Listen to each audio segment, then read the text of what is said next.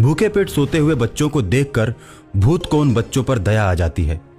वो सोचता है क्यों ना मैं इनकी परेशानी को दूर कर दूं। हो सकता है अच्छे कर्म करने से मुझे भी भूत के जीवन से मुक्ति मिल जाए। ये सोचकर भूत हवा में उड़ने लगता है और गांव में पैसों की बारिश शुरू करने लगता है। गांव में पैसे बरसते हुए देखकर गांव के सभी लोग खुश हो जाते हैं और पैसे लूटने लगते हैं। गांव वाले बहुत सारा पैसा लूटते हैं। गांव वालों के घरों की छत पर भी पैसे ही पैसे होते हैं, आंगन में भी पैसे होते हैं। भूत पूरे गांव को अमीर बना देता है। गांव सुखी हो जाता है।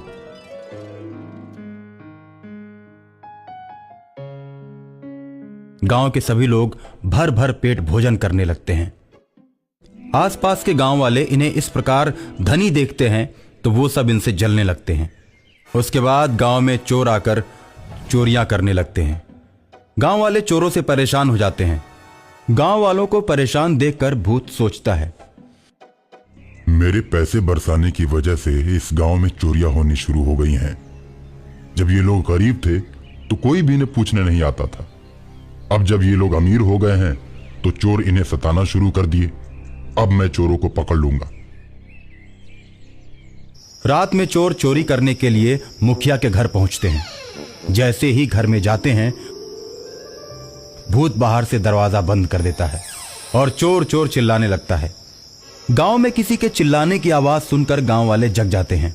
चोर चोर चिल्लाने की आवाज मुखिया के घर की तरफ से आ रही थी और लोग दौड़कर मुखिया के घर की तरफ जाते हैं।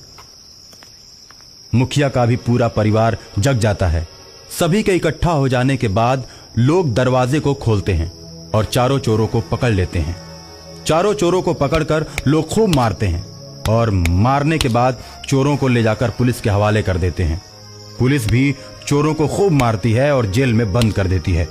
उसके बाद गांव में चोरी की घटनाएं बंद हो जाती हैं। भूत गांव वालों को खुशहाल देखकर बहुत ही खुश होता है और गांव वाले सोचते हैं, आखिर पैसा बरसाने के पीछे किसका हाथ है? चोरों के आने के बाद दरवाजे पर कुंडी किसने लगाया?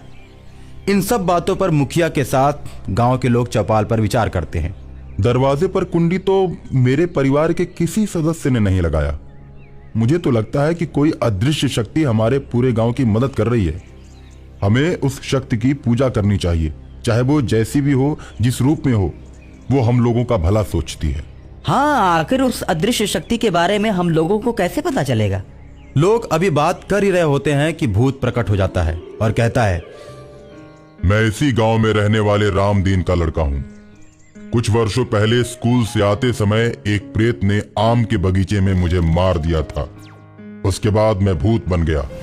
मैं हमेशा अपने गांव के भले की बात सोचता हूं और गांव में मैंने ही पैसे बरसाए हैं। चोरों को पकड़वाने में भी मेरा ही हाथ है। मैंने ही कुंडी लगाई थी। वो अदृश्य आत्मा जिसके बारे में तुम लोग चर्चा कर रहे हो, वो मैं ही हूं। भूत के मुंह से ऐसी बातें सुनकर सभी भूत का पांव पकड़ लेते हैं और उसकी आत्मा की मुक्ति के लिए बहुत बड़े यज्ञ का आयोजन करते हैं। बहुत से विद्वानों को बुलाकर मंत्र द्वारा उसकी आत्मा को मुक्त करवा देते हैं और भूत खुशी खुशी सदा के लिए ईश्वर के पास चला जाता है।